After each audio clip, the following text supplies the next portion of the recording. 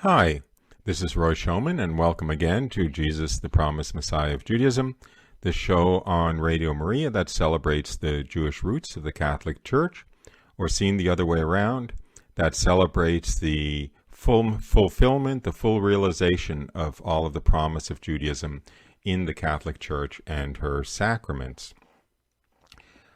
Now, today is a first Saturday, and all of Radio Maria is in some sense, of course, dedicated to the Blessed Virgin Mary.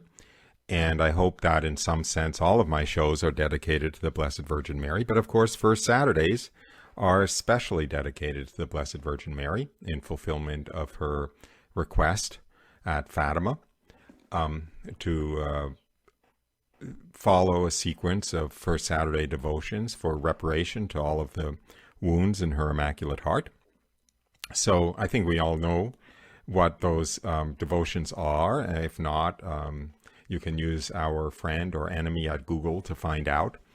But I don't know if this show is going to actually count as one of those in that category. But in any case, it is very, very Marian today, because I wish to spend today talking about a church-approved Marian apparition in France that is very little known, certainly little known outside of France.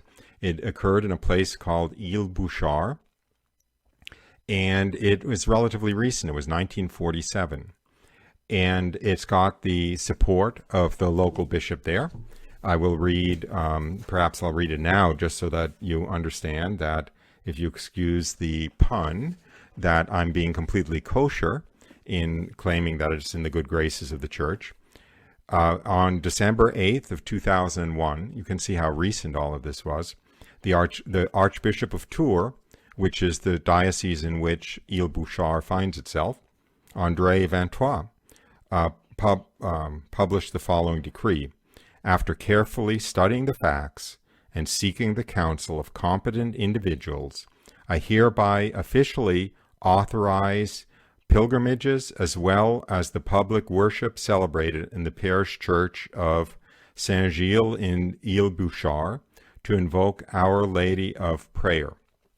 The apparition, the name for the Blessed Virgin Mary with respect to this apparition has become Our Lady of Prayer, because she came to solicit prayer to save France from a communist revolution, which was actually underway at the time in 1947.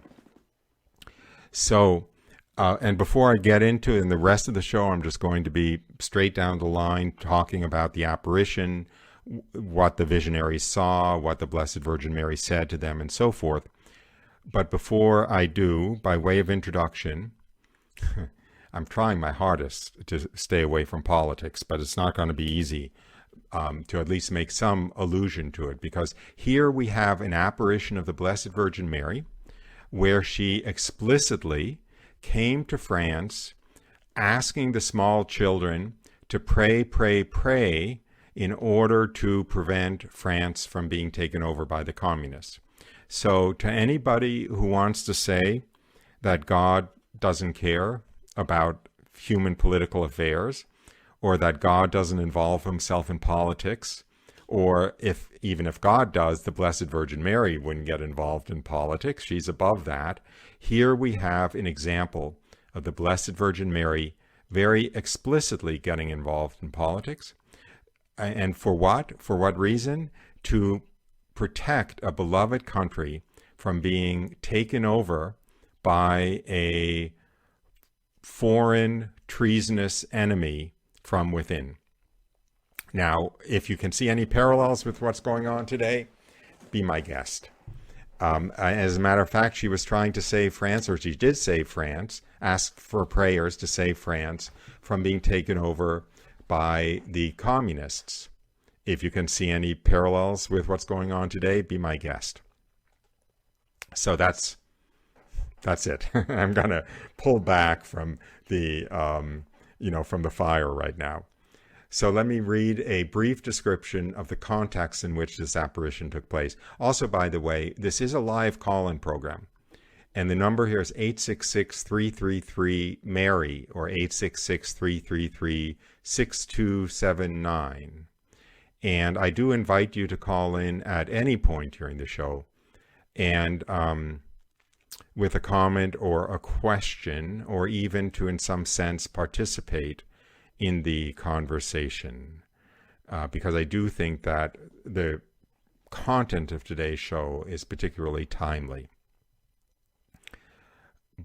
So I'm now beginning to read a description of the context. By 1947, the Soviet Empire began to expand and have influence in France. The communists were poised to take over in France. They were the most organized political force and on the verge of revolutionary success. They were entirely obedient to Stalin, followed his instructions to the letter, and were in constant contact with Moscow. They were involved in acts of sabotage all over France. Trains were being derailed. Food shortages were more severe than during the war, and a general fear shook the entire country. Weapons and military arsenals were being seized by the communists, as bloodthirsty communists looked for opportunities to create chaos. There was also a long, drawn-out general strike, and the economy was on the verge of collapse. Events were out of control, and the elected leaders were powerless to avert what seemed to be a hopeless situation. There were rumors of civil war in France. The French government was so worried that they called up over 100,000 reservists to help defend France in case of total collapse, anarchy, or an invasion, for everyone was prepared for the worst.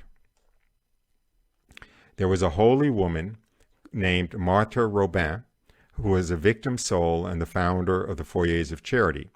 She was speaking to her spiritual director on December 8th, the Feast of the Immaculate Conception in 1947, after the private mass in her bedroom, where she was confined to bed all her life, had taken place. The priest stated that everyone felt that France was collapsing toward a civil war within days, and that the communists were poised to take over France and unite France somehow with Soviet Russia. The plan was to take over the entire Western Europe and place it under communism. Marthe Robin, however, told him not to worry, for France was going to be saved by the prayers of little children. That's by way of an introduction, because at the apparition in Bouchard, the Blessed Virgin Mary appeared to these 4 small children. They were aged between 7 and 12, and urged them to pray a great deal to save France from the communist takeover. Let me give a little background, because we're living, it's actually not that much later, but we're living what is about 75 years after this date, and most of us were not alive 75 years ago, and in any case it's not a history that's all that well known in the United States. So let me just backfill. Why were the communists on the verge of taking over France and Western Europe?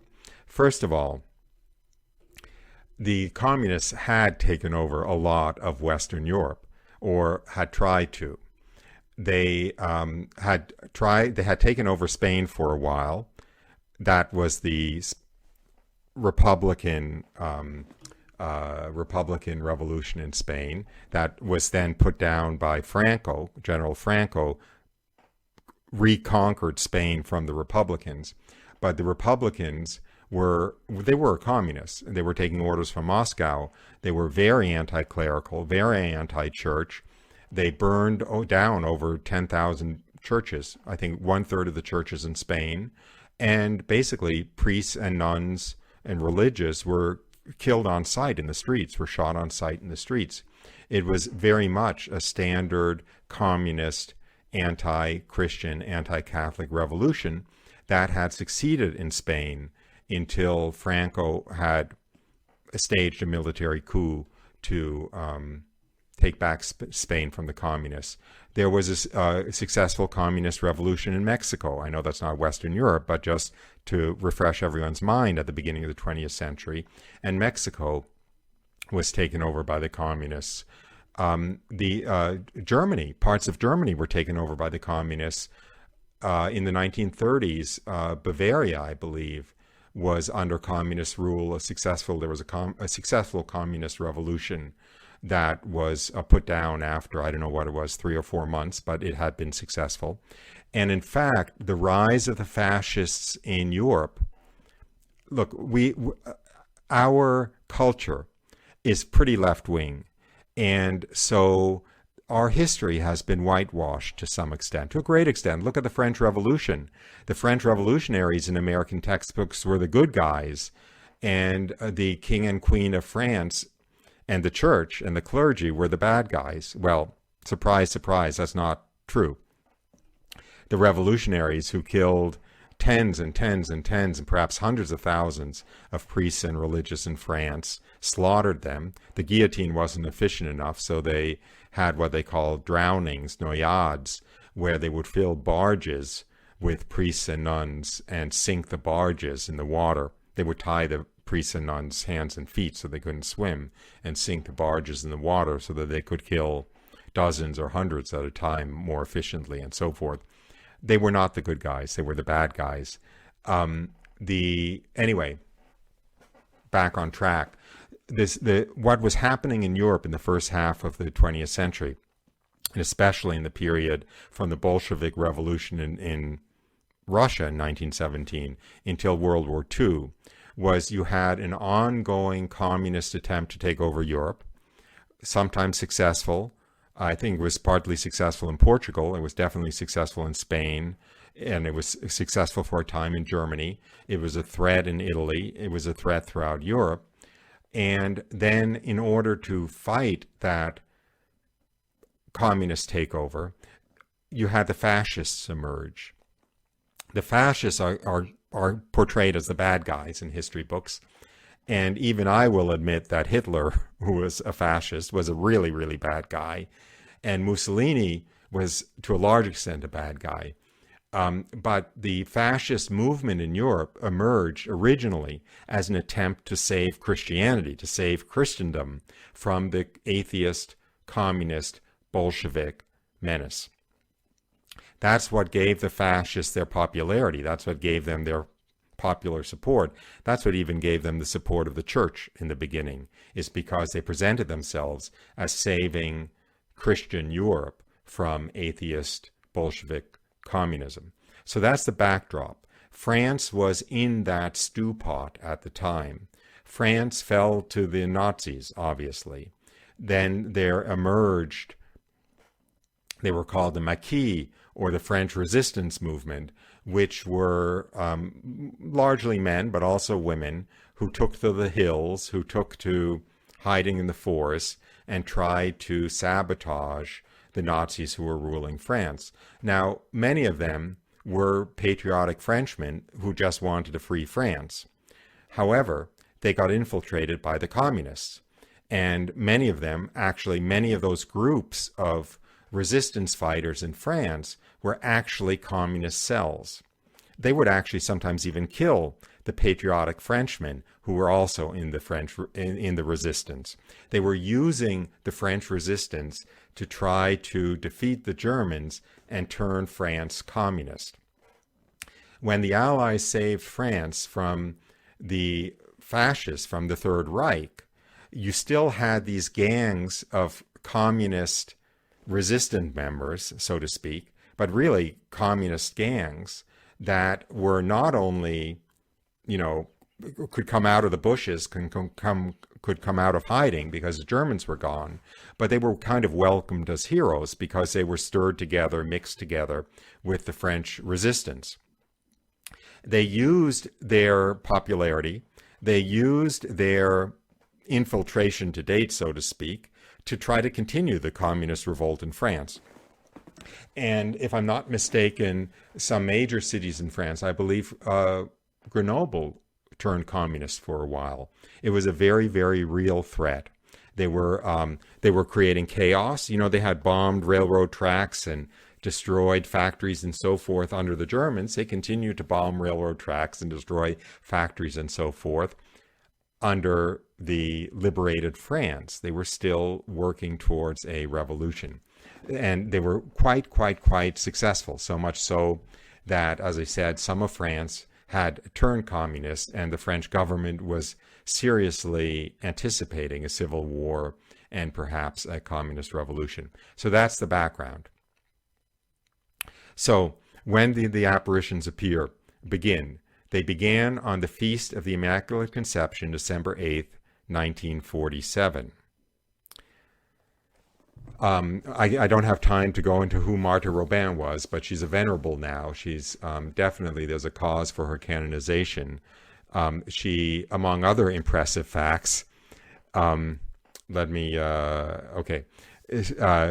born in 1902.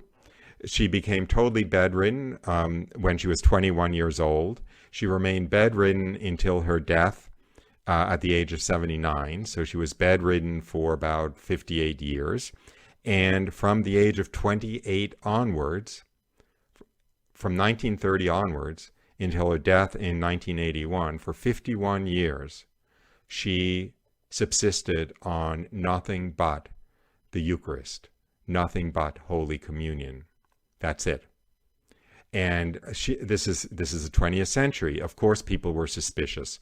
Of course, she was put under watch and under guard to see whether she was maybe sneaking food. Somebody was sneaking food to her. But she passed all the tests. She was reliably observed to live on nothing but the Eucharist for 51 years. She was a victim soul. She was bedridden, as I said, for 58 years. From 1931 on, she would relive the Passion every Friday. She would have the stigmata that bled. She would have wounds from the crown of thorns in her, around her head that bled, and so forth. And 5 successive bishops of her diocese, which is the Diocese of Valence, all said that they knew her personally and that she was worthy of belief, of trust. So she was a very impressive modern-day saint. And it was she who said to her priest spiritual director, "Don't worry, France will be saved. It will be saved from the communists through the prayers of small children." So with that rather lengthy introduction, I see, we don't have a call yet. Let me begin reading the account of the apparition itself. It's incredibly beautiful, needless to say. By the way, the author of this account interviewed. I mean, this is an ancient history. 1947, the people were still alive. This account is probably from about the 1980s. All the villagers who saw this were alive. The children themselves were alive. This is an account that comes from the participants themselves, okay? So the Blessed Virgin Mary appeared on December 8th, the Feast of the Immaculate Conception, coming up in a few days, to 4 little girls between the ages of 7 and 12 years old. There were 2 sisters, Jacqueline and Jeanette, who were 12 and 7 years old. And there was their cousin, Nicole, and there was a 4th little girl who was a neighbor who was 8 years old, named Laura. They were working class people. The 2 sisters' family had a pastry shop. Their cousin's family were farmers. And the neighbor girl, interestingly enough, came from, let's say, an irregular family where the mother had a number of children by different fathers and was in fact living with a man out of wedlock and was virulently anti-Catholic. That family hated the church. The other 3 girls' family were non-practicing Catholics. There are lots of those in France. Anyway, so the little girls had no religious home life, to say the least, and they didn't go to church. But the school that they went to was run by nuns, and they would go walks with a elderly neighbor who was quite devout. Her name is her name was Mademoiselle Grandet. And she, on these walks with the little girls, the two sisters, would always stop in the church to pray. And the little girls would stop in the church with her to pray. And the old lady would teach the little girls about their heavenly mama, of course, the Blessed Virgin Mary. Okay, so that's the background. Now, on the Feast of the Immaculate Conception, December 8th, the little girls got to like stopping in the church to pray. So they would sometimes stop in the church to pray on their own or to visit their heavenly mama or whatever. So anyway, on this Feast of the Immaculate Conception, after lunch, the little girls were walking back to school. They ate lunch at home in those days. And they had a little extra time. They decided to stop in the church to pray. As they entered the door of the church, I'm now reading from the account, they had the odd sensation of being gently guided as though by a kindly hand on the shoulder. They crossed themselves with holy water, crossed the church, and stopped to say a Hail Mary at the statue of Saint Therese. And then they went to the altar of the Virgin Mary. They crossed themselves again and began to say 10 Hail Marys, as was their normal routine. After the fourth Hail Mary, Jacqueline, she was the 12-year-old, the oldest, suddenly saw a light in the corner of the church. Its source was a wonderfully beautiful lady dressed in white. She stood in a grotto several feet above the floor. Her hands were joined in prayer, and a rosary was draped over her right arm. An angel holding a lily was kneeling to her left, contemplating her with adoration. Jacqueline nudged Nicole, that was her younger sister, and whispered, "Look." I got that wrong. Nicole was the cousin. Anyway, Jeanette, who was the youngest sister, the 7-year-old, who was the only one who had a rosary, had dropped it. She and Nicole bent down to retrieve it. Both girls looked up and simultaneously brought their hands to their mouths in astonishment. "Oh, the beautiful lady!" exclaimed Nicole. "Oh, the beautiful angel, exclaimed Jeanette, falling back into her chair and putting her hands together in a gesture of admiration. The lady smiled kindly down at them all, although mostly at little Jeanette. As for Jeanette, she couldn't take her eyes off the angel. The girls did not know who these people were and did not dare approach. Jacqueline whispered, "Listen, we've got to go tell people there's a beautiful lady in the church." So they rushed out of the church, glancing over their shoulders as they went to make sure she was still there. Anyway, they found Laura's 13-year-old sister Sergine, who came with them back to the church to see the beautiful lady. The lady had not disappeared, and the original 4 little girls could see the lady, but Sergine, who was 13 years old, was not able to see the lady. So the other little girls started describing the lady as they were looking at her to Sergine. They described her as follows: "A lady clothed in a brilliantly white dress with gold trim at neck and wrists, her bare feet peeking out below. She wore a blue sash knotted on the left and carried a rosary of white beads and gold fittings. A veil of white different from the white of her dress covered her head, ears, and shoulders, and came down to her feet. A few curls escaped at her forehead, and, to the admiration of the girls, tresses of blonde hair flowed out over her shoulders and down to her knees. She stood with her hands together in the traditional attitude of prayer, and radiated strong but not blinding golden light. Most impressive to the girls was her beauty, especially her ravishing smile and blue eyes full of sweetness and purity. She and the angel were in a rocky grotto, and on the rocks below, in 2 lines, golden letters, spelled out, O Mary, conceived without sin, pray for us who have recourse to thee. Let me back up and make a few comments about this. First of all, it's the only apparition that I know of where the Blessed Virgin Mary had long golden curls, long golden hair that flowed out from beneath her veil and went down to her knees.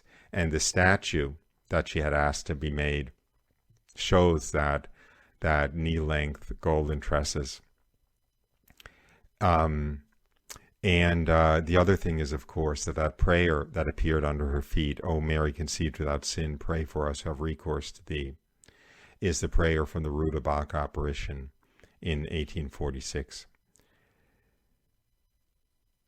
If I may say so, if any of you are familiar with my witness testimony about my experience of the Blessed Virgin Mary that brought me into the Catholic Church, you'll also realize that there's a tremendous similarity in what they saw and in what I saw, including the fact that she told me that prayer, O Mary, conceived without sin, pray for us who have recourse to thee.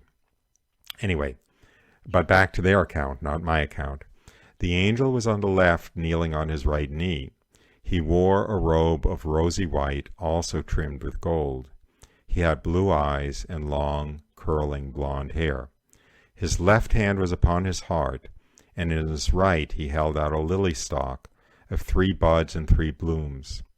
His wings were white, rimmed with gold. The feathers were small and shining. The feathers and the lady's blue sash trembled in an imperceptible breeze blowing from the right. The angel radiated a white light even brighter than the golden light of the lady. For the time it took to describe all this, the lady remained and then disappeared in a cloud of silvery dust.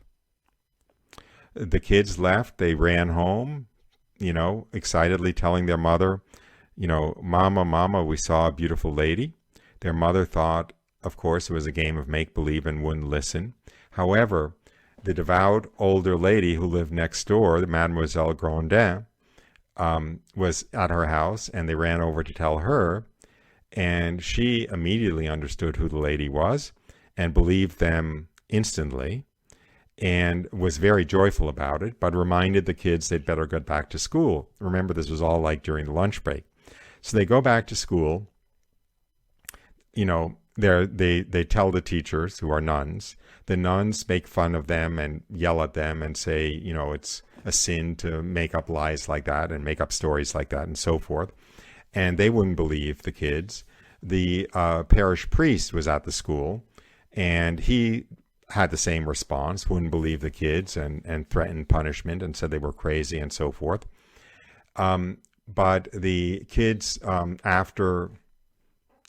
I'm leaving out a lot of neat details, but I have no choice.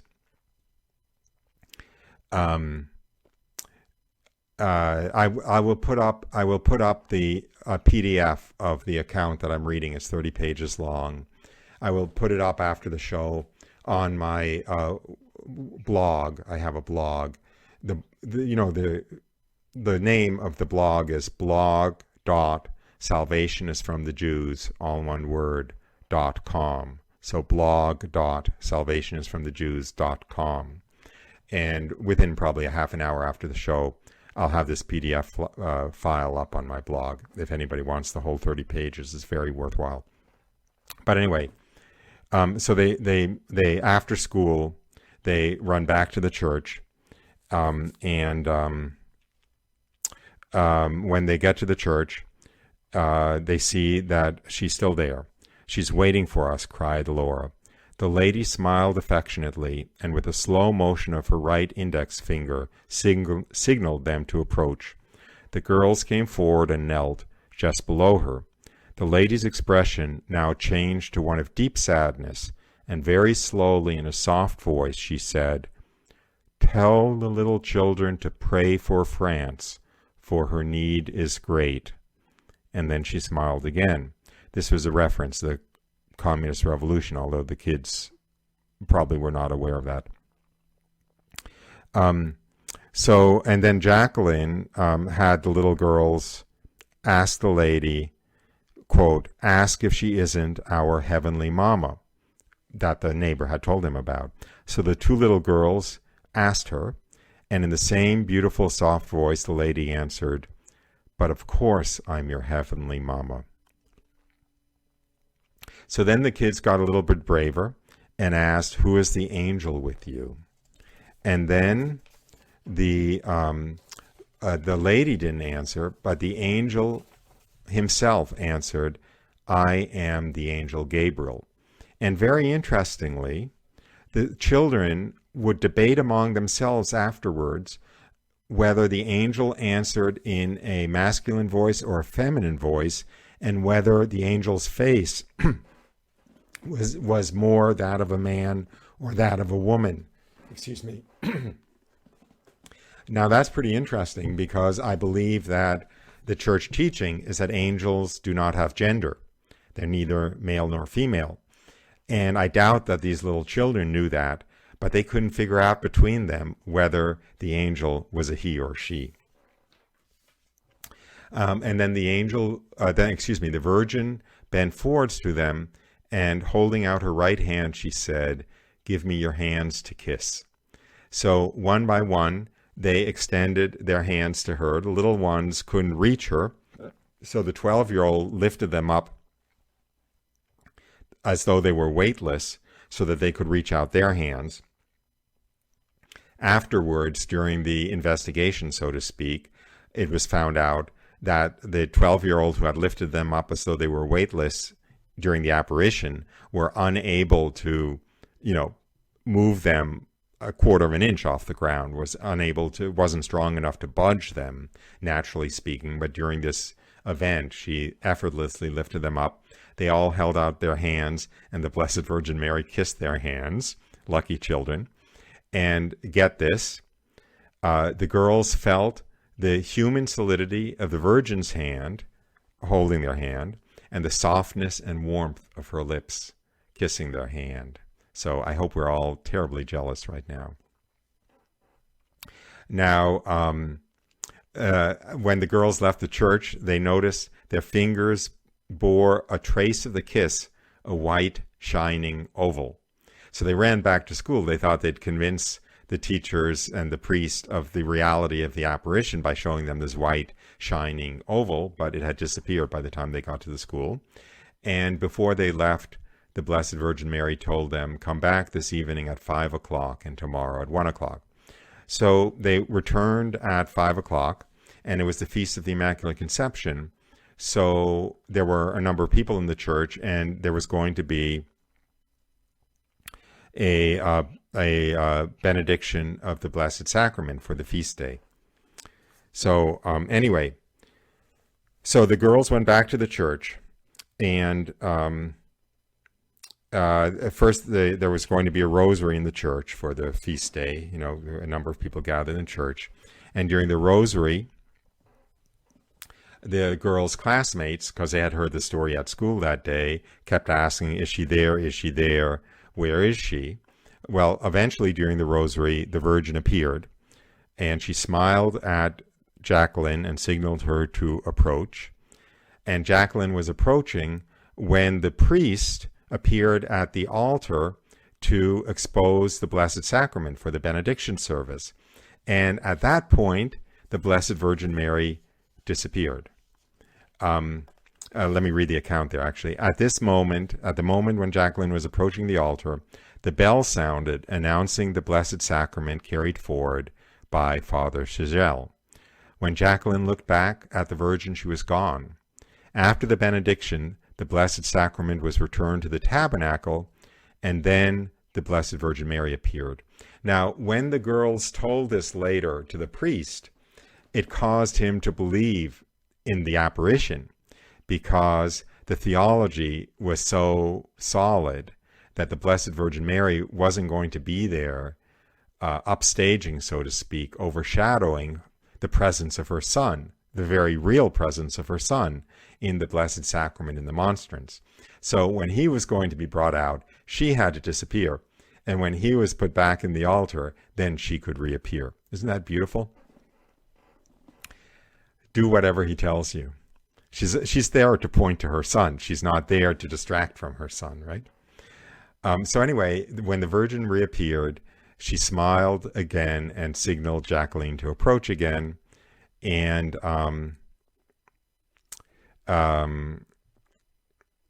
anyway, I'm going to just skip what happened after that. There isn't much of a... She didn't say anything. I mean, the Blessed Virgin Mary didn't. Anyway, and then the apparition ended, and the Blessed Virgin left.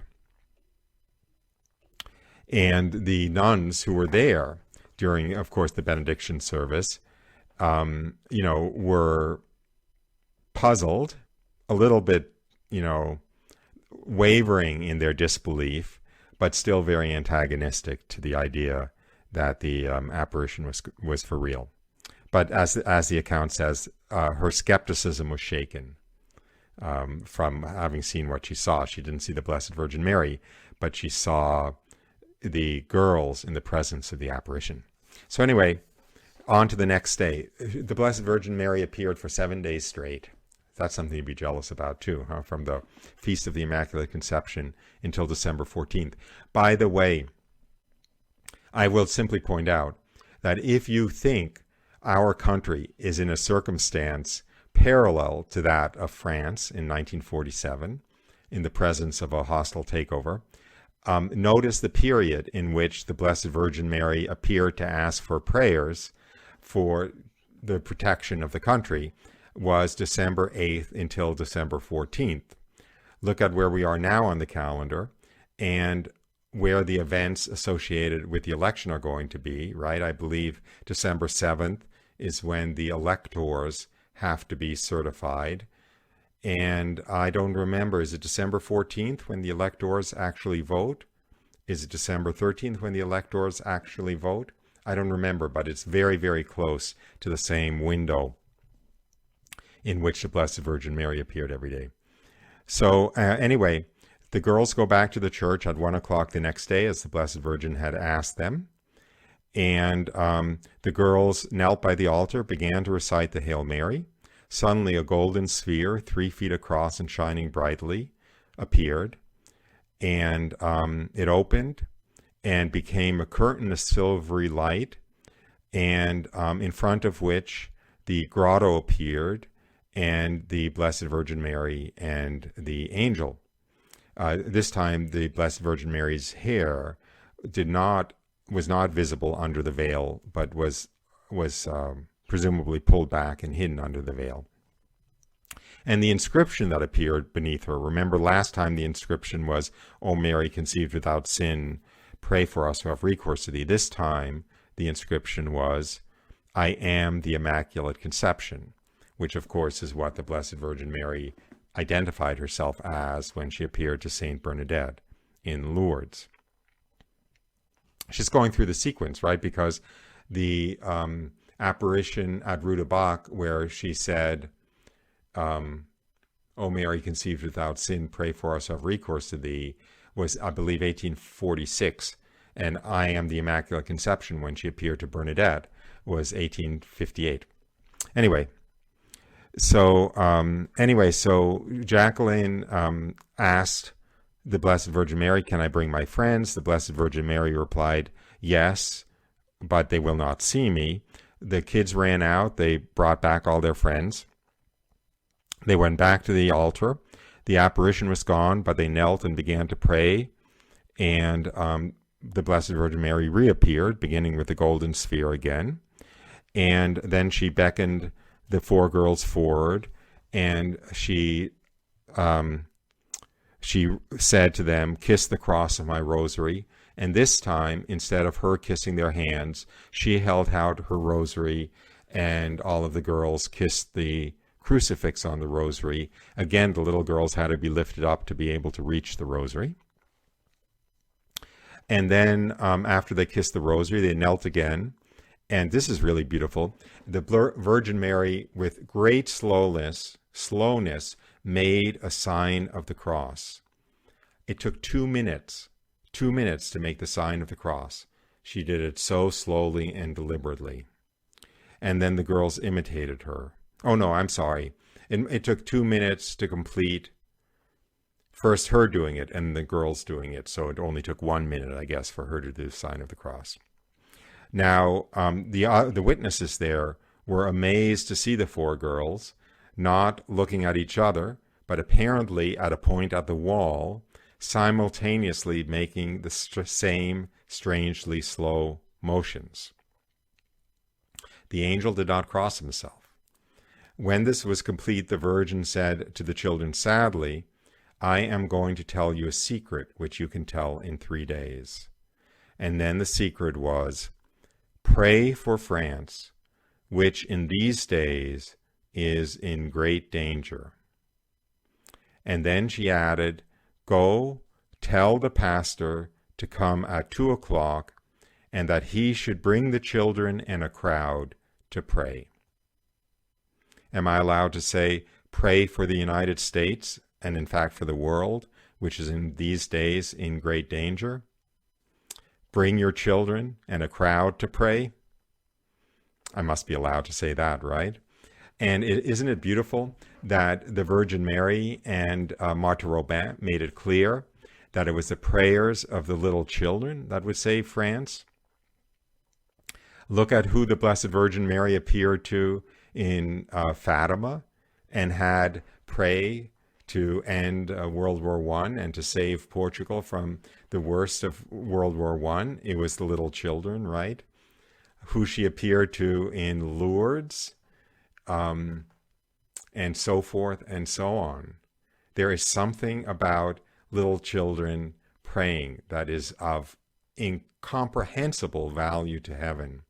Perhaps if the United States will be saved, it won't be saved, dare I say it, by the cardinals and by the bishops and the USCCB and the monsignors and even our faithful parish priests. Maybe it'll be saved by those little children with the high little voices saying, "Hail Mary, full of grace, the Lord is with thee," praying the rosary on their knees, right? With their parents or with their grandparents. It's what saved France in 1947. It's what saved Portugal in 1917. So anyway, I don't have any small children, but believe me, if I did, I would be withholding their ice cream until they said the rosary, that's for sure. I didn't want to say I would be beating them to say the rosary. I can't do that. I'm sure the Blessed Virgin Mary wouldn't want any rosaries that were extorted that way. But anyway, so I have to kind of short circuit this. But anyway, they returned every day. They were told, the Blessed Virgin Mary told them to return generally twice a day. They would come back. Not surprisingly, each time there'd be more and more people with them. By the last time, by the way, there were 2,000 people cramming into this church, which probably was designed, for 40 people, 50 people. Anyway, very beautifully, starting the next day when they returned, I'll read that account. Jacqueline, the little girls who were the visionaries, along with some 20 other children and 30 adults, returned that day, were in the church. They said 10 Hail Marys, and then the golden ball appeared, and once again became a silvery curtain in front of which was the grotto with the Blessed Virgin Mary and the angel.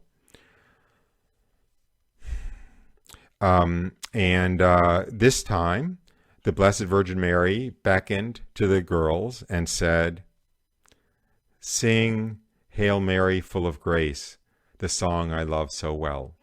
Okay. And there is a tune in France that is the standard tune for the Hail Mary.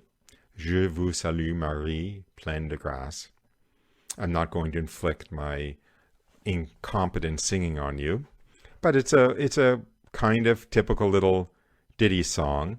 Maybe I won't inflict my singing on you, but maybe if I can find it quickly enough, I may inflict let me see if I can find it here.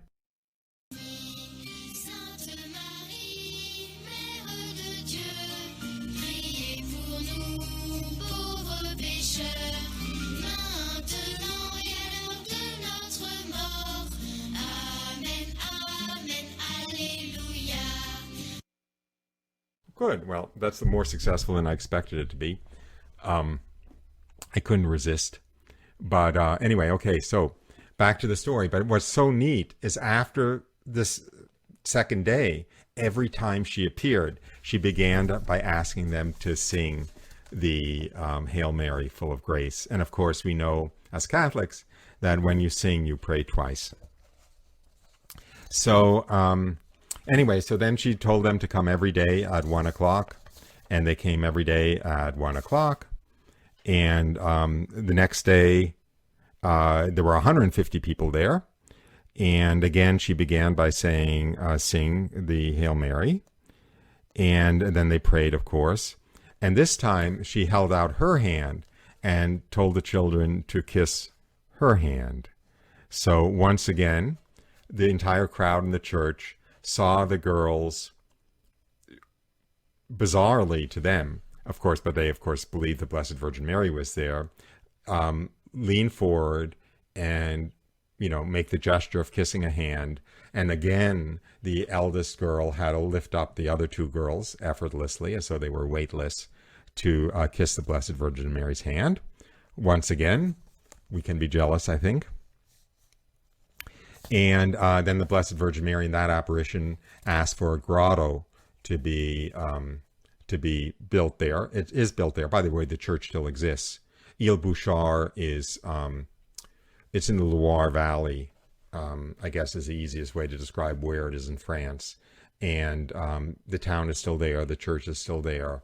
And the grotto that was built was still there. And it gets many, many, many pilgrims. Not as many pilgrims as it would be nice for it to get, but it must get, hundreds of thousands of pilgrims a year. Then the mother of the girls asked, I better keep an eye on the clock. The mother of the girls asked her daughter, ask the Blessed Virgin to perform a miracle so that everyone will believe. So then Jacqueline went back and knelt before the Blessed Virgin Mary and said, Madame, would you perform a miracle so that everyone will believe? Slowly and kindly, the Virgin answered, I have not come here to perform miracles, but to tell you to pray for France. But tomorrow you will see clearly and you won't wear glasses anymore. Now, the backstory is the following. Jacqueline, the oldest girl who was 12, had very, very thick, we used to call them Coke bottle glasses. And she was blind as a bat. She needed these very thick glasses to see anything. But worse than that, she had some kind of eye conditions that her eyes were continually oozing with pus, to the point where she always had to have a handkerchief in her hand to catch the pus, to wipe away the pus. Because, for instance, if she was in school, the pus would drip on her school book, would drip on the desk. That's how bad it was. Every morning, when she woke up, she could not open her eyes because her eyelids were caked over with this hard crust of dried pus. So every morning, her mother came to her room with a bowl of warm water to wash the dried crust from her eyes before she could even open her eyes. That's how bad the situation was. So the Blessed Virgin Mary said, I have not come here to perform miracles, but to tell you to pray for France. But tomorrow you will see clearly and you won't wear glasses anymore. And that happened. The next day she woke up, no crust on her eyes, sprang out of bed. Mama, I can see perfectly. So anyway, and also, by the way, on this day, she told the children a secret. But this secret, she told them that they can never tell anybody. And they all promised not to tell anybody. And they never told anybody. And when a not very nice priest tried to intimidate the youngest child into telling the secret, saying that they would come with guns to shoot her if she wouldn't tell, she simply lowered her head and replied, well, you'll just have to kill me. Isn't that beautiful? It's again, the children of Fatima did the same thing. Boy, I am running out of time. I'm running out of time. Okay. Again, the next time Blessed Virgin Mary appeared, she asked the children to sing once again that little song. Do I dare inflict the recording on you again? Maybe I do.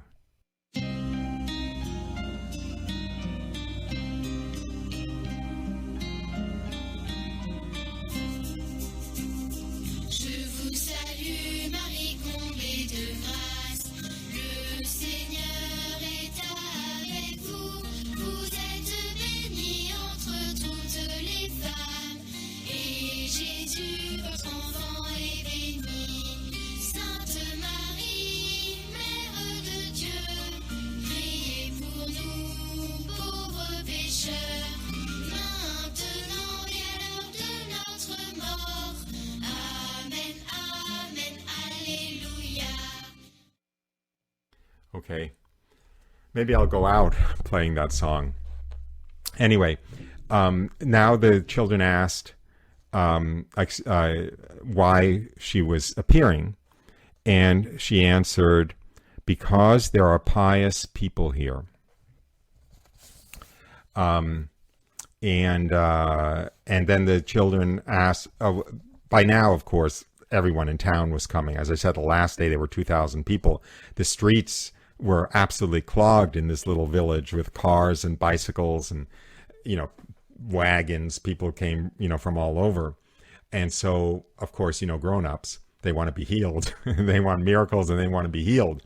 So they got the children to ask whether she would cure all the people who were suffering from physical illnesses.